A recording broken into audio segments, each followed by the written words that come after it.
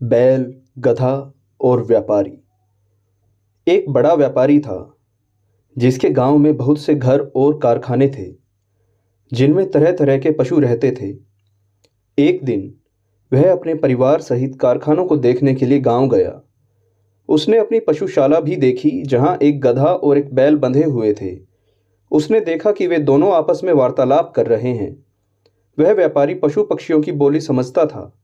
वह चुपचाप खड़ा होकर दोनों की बातें सुनने लगा। बैल ने गधे से कहा, तू बड़ा ही भाग्यशाली है, सदैव सुखपूर्वक रहता है। मालिक हमेशा तेरा ख्याल रखता है। तेरी रोज मलाई दलाई होती है, खाने को दोनों समय जौ और पीने के लिए साफ पानी मिलता है। इतने आदर सत्कार के बाद भी तुझसे केवल यह काम लिया जाता है कि कभी काम पड़ने पर मालिक तेरी पीठ पर बैठकर कुछ दूर चला जाता है। तुझे दाने घास की कभी कमी नहीं होती और तू जितना भाग्यवान है, मैं उतना ही अभागा हूँ। मैं सवेरा होते ही पीठ पर हल लाद कर जाता हूँ। वहाँ दिन भर मुझे हल में जोत कर चलाते हैं। हलवाहा मुझ पर बराबर चाबुक चलाता है। उसके चाबुकों की मार से पीठ और जुए से मेरे कंधे छिल गए हैं। सुबह से शाम तक ऐसा कठिन काम लेने के बाद भी ये लोग मेरे आगे सूखा और सड़ा भूसा डालते हैं जो मुझसे खाया नहीं जाता। रात भर मैं भूखा प्यासा अपने गोबर और मूत्र में पड़ा रहता हूँ और तेरी सुख सुविधा पर ईर्ष्या किया करता हूँ। गधे ने यह सुनकर कहा, ए भाई, जो कुछ तू कहता है सब सच है। सचमुच तुझे बड़ा कष्ट है, किंतु जान पड़ता है तू इसी में प्रसन्न है। तू स्वयं ही सुख से रहना नहीं चाहता। तू यदि मेहनत करते करते मर भी जाए तो भी ये लोग तेरी दशा पर तरस नहीं खाएंगे। अतएव तू एक काम कर, फिर वे तुझसे इतनी मेहनत नहीं लिया करेंगे और तू सुख से रहेगा। बैल ने पूछा कि ऐसा कौन सा उपाय हो सकता है। गधे ने कहा, तू अपने को रोगी दिखा, एक शाम का दाना भूसा न खा और अपने स्थान पर चुपचाप लेट जा। बैल को यह सुझाव बड़ा अच्छा लगा। उसने गधे की बात सुनकर कहा, मैं ऐसा ही करूंगा। तूने मुझे बड़ा अच्छा उपाय बताया है। भगवान तुझे प्रसन्न रखें। दूसरे दिन प्रातःकाल हलवाहा जब पशुशाला में यह सोचकर गया कि रोज की तरह बैल को खेत जोतने के लिए ले जाए, तो उसने देखा कि रात की लगाई सानी ज्यों की त्यों रखी है और बैल धरती पर पड़ा हाँफ रहा है। उसकी आंखें बंद हैं और उसका पेट फूला हुआ है। हलवाहे ने समझा कि बैल बीमार हो गया है और यह सोचकर उसे हल में न जोता। उसने व्यापारी को बैल के बीमारी की सूचना दी। व्यापारी यह सुनकर जान गया कि बैल ने गधे की शिक्षा पर कार्य करके स्वयं को रोगी दिखाया है। अतएव उसने हलवाहे से कहा कि आज गधे को हल में जोत दो। इसलिए हलवाहे ने गधे को हल में जोत कर उससे सारे दिन काम लिया। गधे को खेत जोतने का अभ्यास नहीं था। वह बहुत थक गया और उसके हाथ पांव ठंडे होने लगे। शारीरिक श्रम के अतिरिक्त सारे दिन उस पर इतनी मार पड़ी थी कि संध्या को घर लौटते समय उसके पांव भी ठीक से नहीं पड़ रहे थे। इधर बैल दिन भर बड़े आराम से रहा। वह नांद की सारी सानी खा गया और गधे को दुआएं देता रहा। जब गधा गिरता पड़ता खेत से आया तो बैल ने कहा कि भाई, तुम्हारे उपदेश के कारण मुझे बड़ा सुख मिला। गधा थकान के कारण उत्तर न दे सका और आकर अपने स्थान पर गिर पड़ा। वह मन ही मन अपने को धिक्कारने लगा कि अभागे, तूने बैल को आराम पहुंचाने के लिए अपनी सुख सुविधा का विनाश कर दिया। दूसरे दिन व्यापारी रात्रि भोजन के पश्चात अपनी पत्नी के साथ पशुशाला में जा बैठा और पशुओं की बातें सुनने लगा। गधे ने बैल से पूछा, सुबह हलवाहा तुम्हारे लिए दाना घास लाएगा तो तुम क्या करोगे? जैसा तुमने कहा है वैसा ही करूंगा, बैल ने कहा।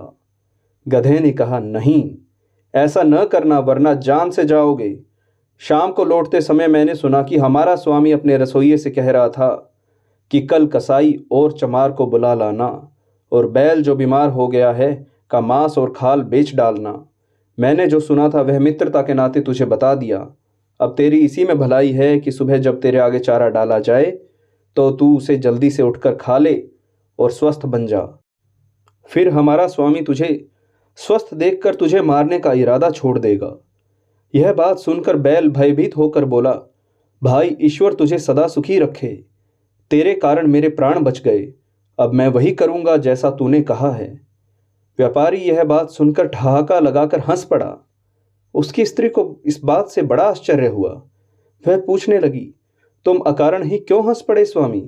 व्यापारी ने कहा कि यह बात बताने की नहीं है, मैं सिर्फ यह कह सकता हूं कि मैं बैल और गधे की बातें सुनकर हंसा हूं। स्त्री ने कहा, मुझे भी वह विद्या सिखाओ जिससे पशुओं की बोली समझ लेते हैं। व्यापारी ने इससे इनकार कर दिया। स्त्री बोली, आखिर तुम मुझे यह क्यों नहीं सिखाते? व्यापारी बोला, अगर मैंने तुझे यह विद्या सिखाई तो मैं जीवित नहीं रहूंगा। स्त्री ने कहा, तुम मुझे धोखा दे रहे हो। क्या वह आदमी जिसने तुझे यह सिखाया था सिखाने के बाद मर गया? तुम कैसे मर जाओगे? तुम झूठ बोलते हो। कुछ भी हो, मैं तुमसे यह विद्या सीख कर ही रहूंगी। अगर तुम मुझे नहीं सिखाओगे तो मैं प्राण त्यज दूंगी। यह कहकर वह स्त्री घर में आ गई और अपनी कोठरी का दरवाजा बंद करके रात भर चिल्लाती और गाली गलौज करती रही। व्यापारी रात को तो सो गया, लेकिन दूसरे दिन भी वही हाल देखा तो स्त्री को समझाने लगा कि तू बेकार जिद करती है, यह विद्या तेरे सीखने योग्य नहीं है। स्त्री ने कहा, जब तक तुम मुझे यह भेद नहीं बताओगे मैं खाना पीना छोड़े रहूंगी और इसी प्रकार चिल्लाती रहूंगी। व्यापारी ने कहा कि अगर मैं तेरी मूर्खता की बात मान लूं तो मैं अपनी जान से हाथ धो बैठूंगा। स्त्री ने कहा, मेरी बला से तुम जियो या मरो, लेकिन मैं तुमसे यह सीख कर ही रहूंगी कि पशुओं की बोली कैसे समझी जाती है। व्यापारी ने जब देखा कि यह महामूर्ख अपना हठ छोड़ ही नहीं रही है तो उसने अपने और ससुराल के रिश्तेदारों को बुलाया कि वे उस स्त्री को अनुचित हठ छोड़ने के लिए समझाएं। उन लोगों ने भी उस मूर्ख को हर प्रकार समझाया, लेकिन वह अपनी जिद से न हटी। उसे इस बात की बिल्कुल चिंता न थी कि उसका पति मर जाएगा। छोटे बच्चे मां की यह दशा देखकर हाहाकार करने लगे। व्यापारी की समझ ही में नहीं आ रहा था कि वह स्त्री को कैसे समझाए कि इस विद्या को सीखने का हठ ठीक नहीं है। वह अजीब दुविधा में था। अगर मैं बताता हूं तो मेरी जान जाती है, और नहीं बताता तो स्त्री रो रो कर मर जाएगी। इसी उधेड़बुन में वह अपने घर के बाहर जा बैठा। उसने देखा कि उसका कुत्ता उसके मुर्गे को मुर्गियों से भोग करते देखकर गुर्राने लगा। उसने मुर्गे से कहा, तुझे लज्जा नहीं आती कि आज के जैसे दुखदाई दिन भी तू यह काम कर रहा है? मुर्गे ने कहा, आज ऐसी क्या बात हो गई कि मैं आनंद न करूं? कुत्ता बोला, आज हमारा स्वामी अति चिंताकुल है। उसकी स्त्री की मति मारी गई है और वह उससे ऐसे भेद को पूछ रही है जिसे बताने से वह तुरंत ही मर जाएगा। नहीं बताएगा तो स्त्री रो रो कर मर जाएगी।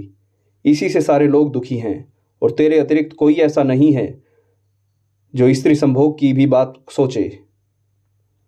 मुर्गा बोला, हमारा स्वामी मूर्ख है जो एक स्त्री का पति है और वह भी उसके अधीन नहीं है। मेरी तो 50 मुर्गियां हैं और सब मेरे अधीन हैं। अगर हमारा स्वामी एक काम करे तो उसका दुख अभी दूर हो जाएगा। कुत्ते ने पूछा कि स्वामी क्या करे कि उसकी मूर्ख स्त्री की समझ वापस आ जाए? मुर्गे ने कहा, हमारे स्वामी को चाहिए कि एक मजबूत डंडा लेकर उस कोठरी में जाए जहां उसकी स्त्री चीख चिल्ला रही है। दरवाजा अंदर से बंद कर ले और स्त्री की जमकर पिटाई करे। कुछ देर में स्त्री अपना हठ छोड़ देगी। मुर्गे की बात सुनकर व्यापारी ने उठकर एक मोटा डंडा लिया और उस कोठरी में गया जहां उसकी पत्नी चीख चिल्ला रही थी। दरवाजा अंदर से बंद करके व्यापारी ने स्त्री पर डंडे बरसाने शुरू कर दिए।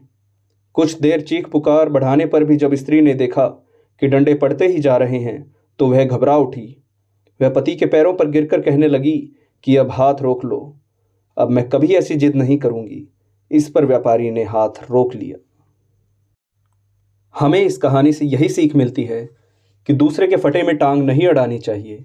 कभी कभी ऐसा भी हो जाता है कि दूसरे की भलाई करने के चक्कर में हम गधे की तरह अपना ही नुकसान करवा बैठते हैं। मित्रों, अगर आपको यह कहानी अच्छी लगी हो तो हमारे चैनल को सब्सक्राइब करें और बेल आइकन को प्रेस कर लें। धन्यवाद।